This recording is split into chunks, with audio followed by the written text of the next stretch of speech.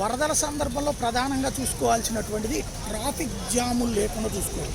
Main సమస్య ఏమైపోతుందంటే ఎక్కడికక్కడ నిలబడిపోయింది.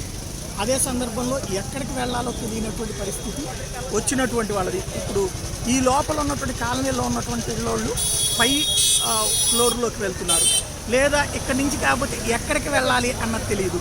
సాధారణంగా ఈ వరద ప్రభావిత ప్రాంతాల వాళ్ళకి తెలుసు, కానీ ఈ ప్రాంతాలు మొట్టమొదటిసారి జరుగుతూ ఉండేటప్పటికి ఇప్పుడు పెద్ద సమస్య కూర్చుంది.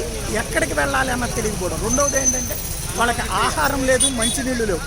ఈ తీసుకొస్తున్నటువంటి ట్రాక్టర్లు ఇవన్నీ కూడా ట్రాక్టర్లు వెళ్ళగలిగిన ప్రాంతం వరకే వెళ్తున్నాయి. ట్రాక్టర్లు వెళ్ళలేనటువంటి ప్రాంతం దగ్గర ఉన్నటువంటి వాళ్ళు, అంటే అకస్మాత్తుగా వచ్చినటువంటి వరదతో ఎక్కడికక్కడ నిలబడిపోయినటువంటి వాళ్ళ పరిస్థితి అలాగే ఉండిపోయింది.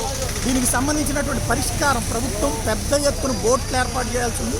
ఆ బోట్ల ద్వారా మంచినీళ్ళు, ఆహారం అన్నటువంటిది లోపల ఉన్నటువంటి వాళ్ళకి అందించాల్సి ఉంది, లేదా అక్కడ ఉన్న వాళ్ళని యువతలకి తీసుకొచ్చేటటువంటి ఏర్పాట్లు పెద్ద ఎత్తున చేయాల్సి ఉంది.